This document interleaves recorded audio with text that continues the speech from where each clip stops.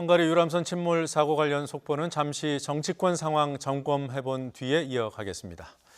답답한 국회 상황이 길어지자 대통령이 다시 한번 국회를 빨리 열어달라고 촉구했습니다. 이번에는 시점까지 언급했습니다. 정치권에서 이를 시한을 제시한 것으로 해석할지 아니면 시급성을 강조한 것으로 받아들일지 궁금합니다. 여야 1대1 미니토론 더 정치에서 이 문제 토론해 보겠습니다. 현근택 더불어민주당 상근 부대변인, 윤기찬 자유한국당 홍보위원회 부위원장 나오셨습니다. 어서 오십시오. 자, 먼저 우리 현 부대변인께 여쭤보죠. 네. 자유한국당발 설화, 네. 심각성이 어느 정도라고 보십니까?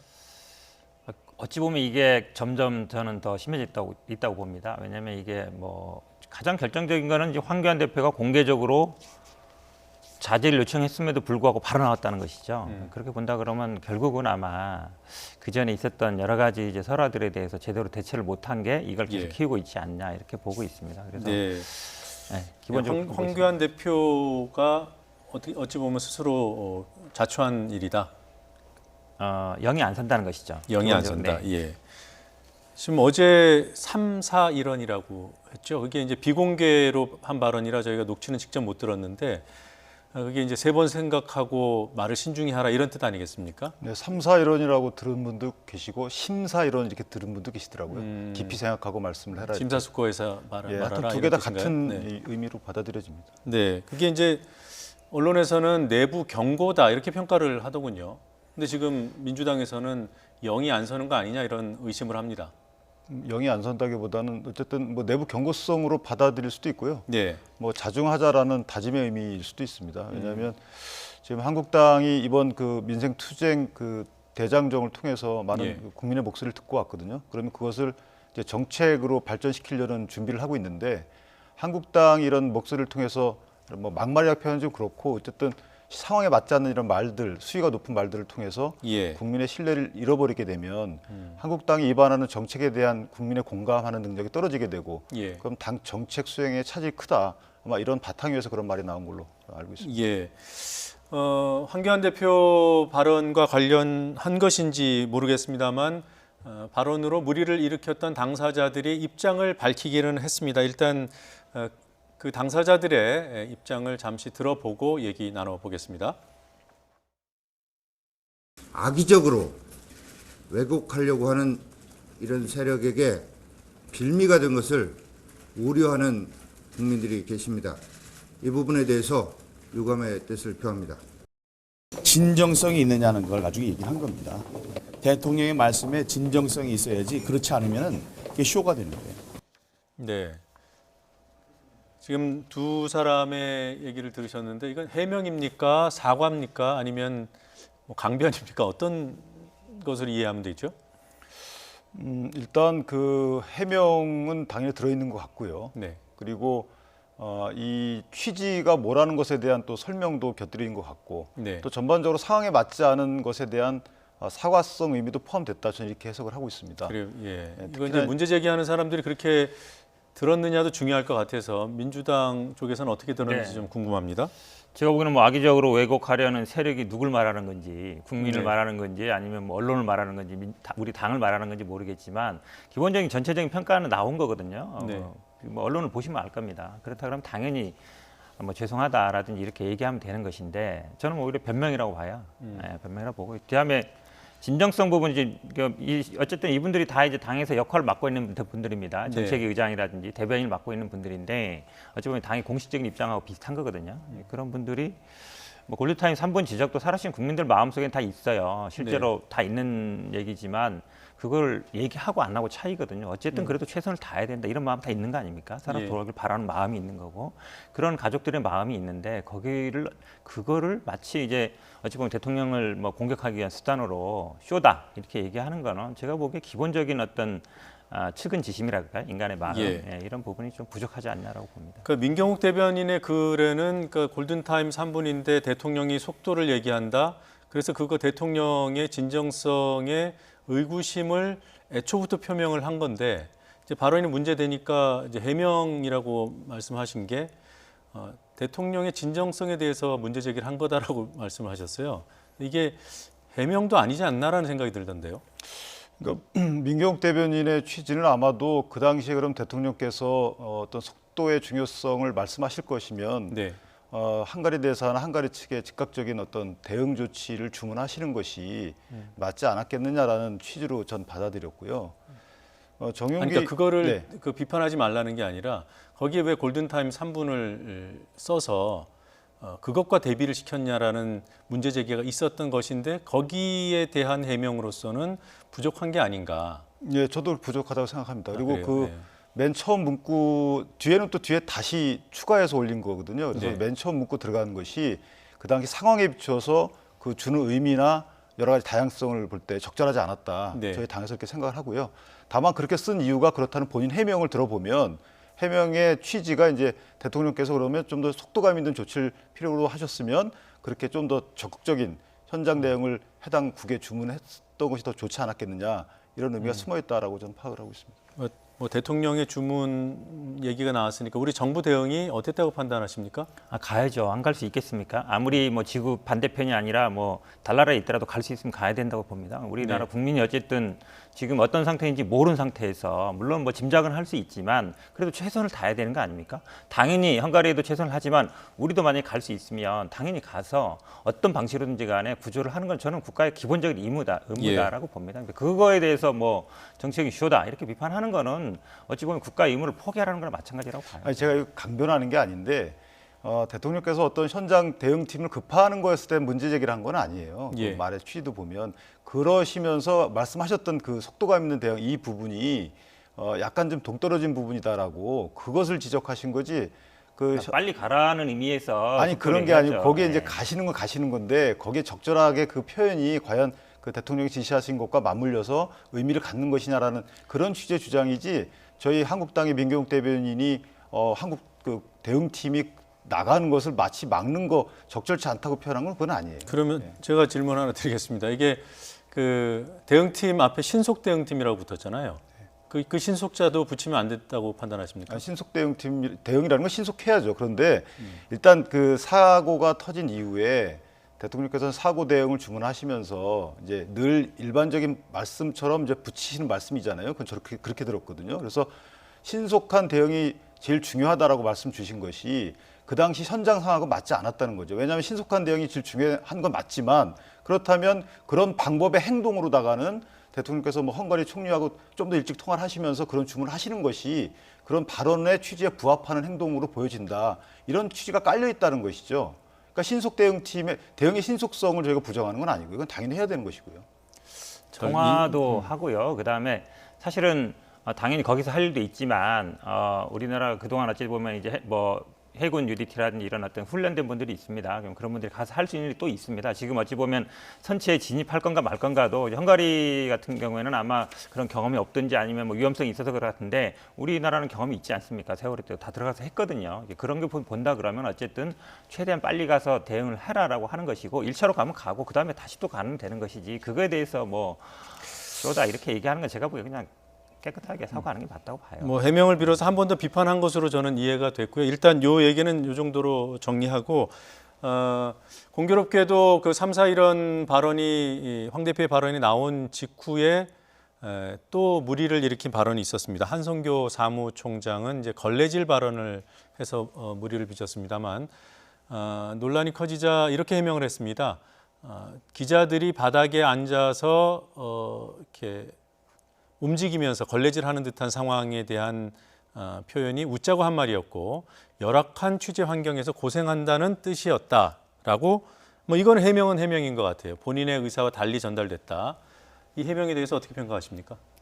처음부터 저렇게 얘기했으면 되죠. 네. 고생하십니다. 보통 이게 기자들 바닥에 앉아 있습니다. 의자가 없으니까. 네. 그럼 그 전에 이제 김용태 전 사무총장 같은 경우 이렇게 스티로폴 같은 거 작은 거 하나씩 나눠주기도 했어요. 네. 문재인 전 대표 있을 때는 의자를 만들어주기도 하고 그렇게 아니면 말이라도 고생하십니다. 바닥에 얼마나 앉아 있으니 고생이 많겠습니까? 이렇게 얘기하면 되는 것이죠. 그러니까 이번이 처음이 아니잖아요. 지난번에도 뭐 당시자들한테 엄청나게 심한 욕설도 하고 그랬는데 제가 보기엔 좀 적절하지 네. 않은 표현인 것 같습니다. 자, 두 분께 같은 질문을 드려보겠습니다. 국회를 어떻게 하면 열 수 있을까요? 먼저 현 부대표님. 참 어려운 질문입니다. 지금 어쨌든 오늘 보면은 최대 쟁점이 아마 이제 패스트트랙 올린 법안에 대해서 어떻게 할 거냐 향후에 네. 결국은 이제 합의한다와 합의 처리 노력한다 네. 사이에서 뭐 중간점으로 우리 당이 제시한 게 이제 합의를 원칙으로 한다까지 네. 된 것 같아요. 결국은 이제 핵심은 뭐 말은 돌려서 하고 있습니다만 패스트 처리한 거를 무효화할 거냐 안 할 거냐 이게 네. 쟁점인데 지금 한국당 측에서는 어쨌든 이거를 좀 합의로 처리해라라는 말은 결국 무효화하자는 얘기인데 제가 보기에는 이거를 한국당이 계속 아마 주장하는 지금 나머지 사당이 이거를 지금까지 모든 정책을 다 무효하고 지금 어찌 보면 예. 굉장히 많은 희생이 따랐는데 그건 도저히 제가 보기에는 불가능한 안을 제시하는 것 같아서 예. 한국당이 그거를 저는 포기해야 그러니까 패스트트랙을 무효화하겠다라는 생각을 포기해야만이 저는 아마 국회 정상화가 가능할 것이다라고 봅니다. 합의를 원칙으로 한다 정도까지 이제 절충이라고 이제 한 것 같아요. 뭔가 합의를 한다와 합의 처리를 위해 노력한다. 그 사이에 이 원칙이 있는지 모르겠는데 합의 원칙이라는 문구는 수용할 수 있습니까?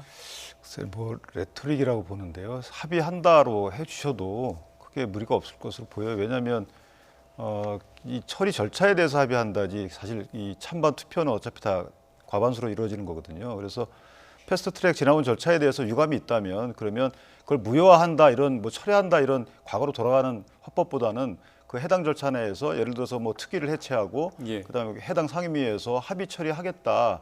이것이 굳이 반대하는 이유는 잘 모르겠고요.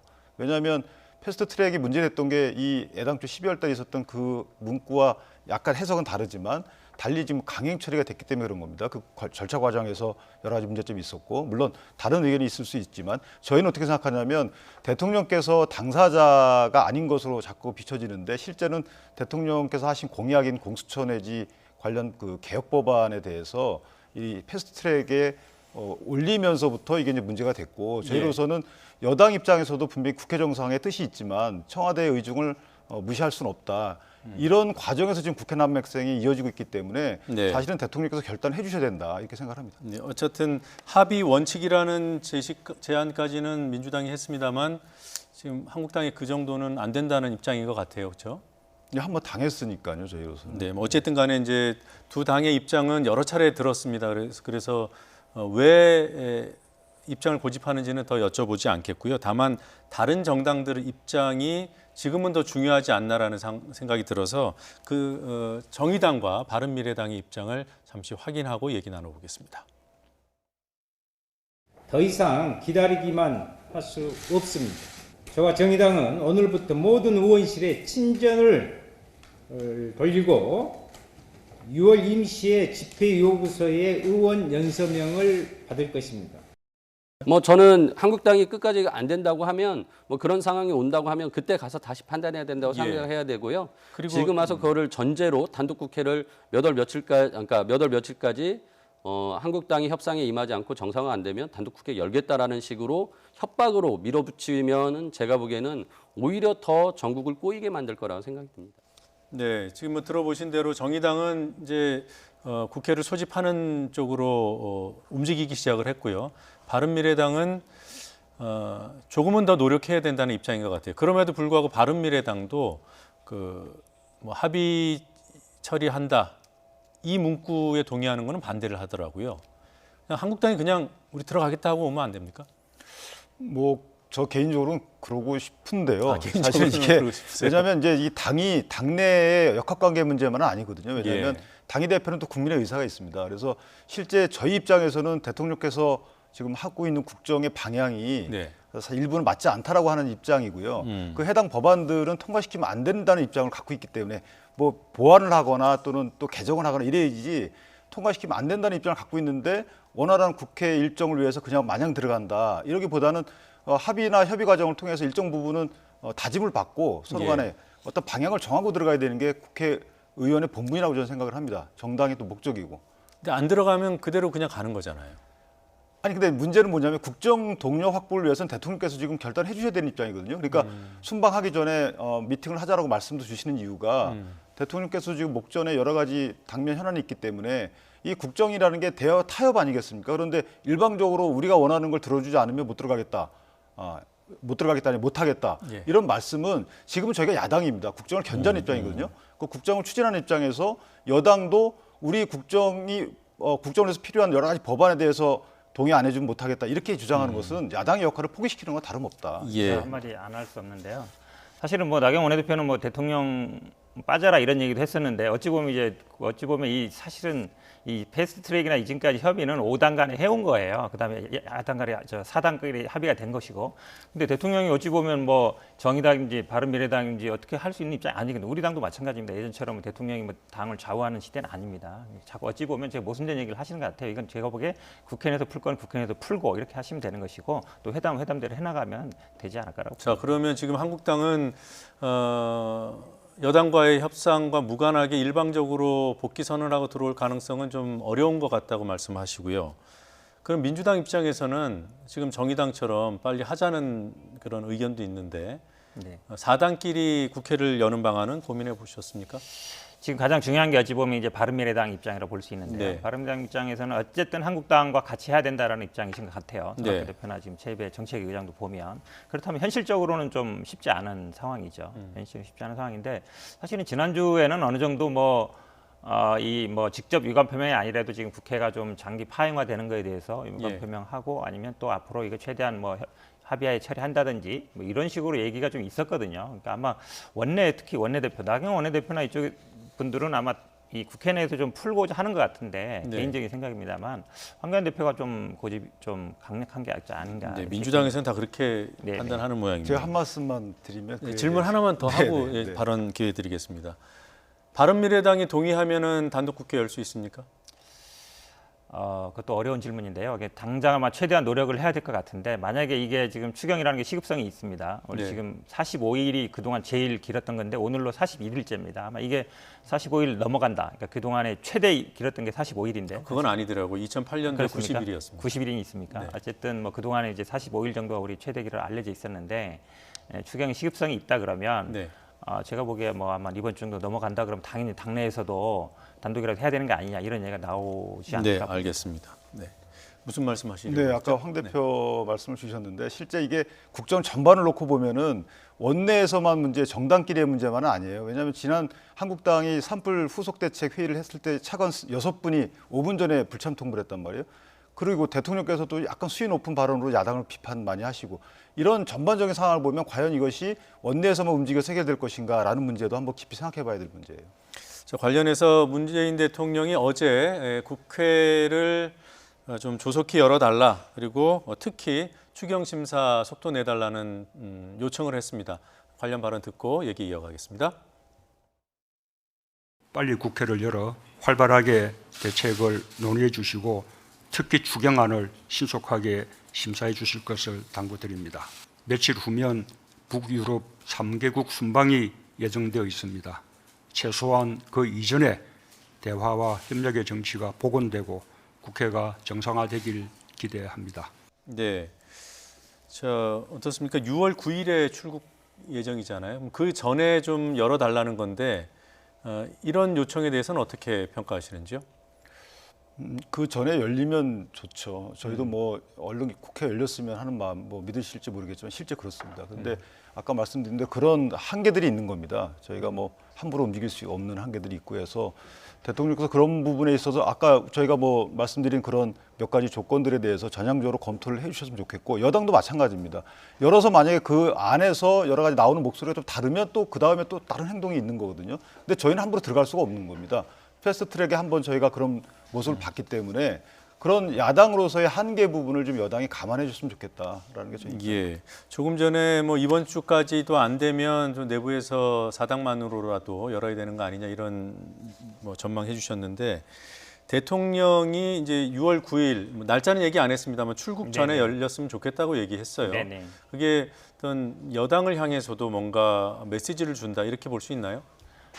시한을 정했다라기보다는 아마 그래도 나온 얘기가 7일 아마 회당을 제안하지 않았냐라고 보는데 어쨌든 국내 문제는 좀 어느 정도 정리하고 가시겠다는 그런 예. 생각이 있었던 것 같은데 그렇다고 해서 그게 여당 보고 지금 말씀처럼 생각하시는 것처럼 그 전에 해결해라 이런 취지는 제가 생각하는 건 아니고 네, 그런 건 그런 아니고요. 지적이 제가 있어서. 보기에는 아마 네. 국회는 사실은 대통령이 어떻게 할 수 있는 구조가 아니잖아요. 입법부 내에 이 역할이 있고 또 우리 여당 혼자서 하는 것도 아니고요. 정치의 영역입니다. 제가 보기에는 시한을 못 박은 거다 이렇게 보지는 않는데 가급적 빨리 처리해 주십사 이런 어떤 부탁 예. 드리는 말씀인 것 같습니다. 뭐 이에 관련된 행보겠습니다만 강기정 정무수석이 어제는 이제 바른미래당 손 대표 만났고요. 그리고 또 황교안 대표 비서실장도 만났다고 해요. 맞죠? 네. 네, 그렇게 알고 있습니다. 예, 그래서 5당 회동하자 이런 제안을 했는데 한국당은 거부를 했다고 들었습니다.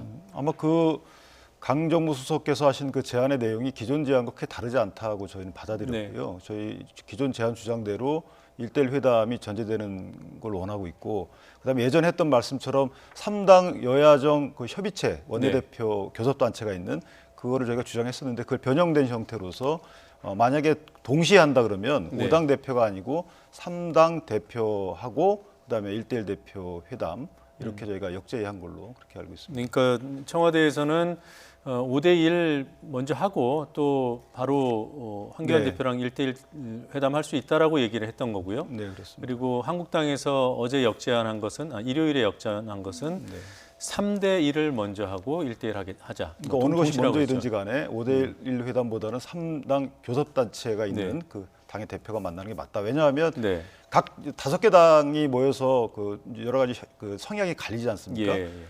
거드는 형태의 회담은 큰 실익이 없다라고 판단하고 있기 때문에 그렇습니다. 알겠습니다.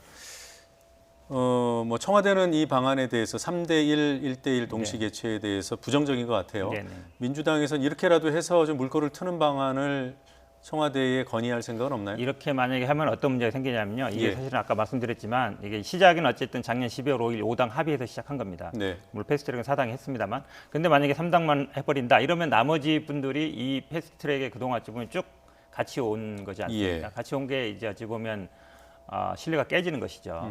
제가 보기엔 그래서 기본적으로 이 문제의 시작은 말씀처럼 12월 15일 5당 합의이기 때문에 그 틀 안에서 논의가 이어가는 게 맞다라고 네, 예. 보고요. 그동안도 사실은 뭐 1대1도 하고 3대1도 했습니다만 이번 문제 해결을 위해서는 제가 보기에는 5당이 하는 게 맞다 기본적으로. 예, 대통령 출국 전에 여야가 합의해서 국회 문을 열기는 매우 어려워 보이고요. 그리고 또 여야 대표들과 대통령이 만나는 일도 쉽지 않아 보입니다.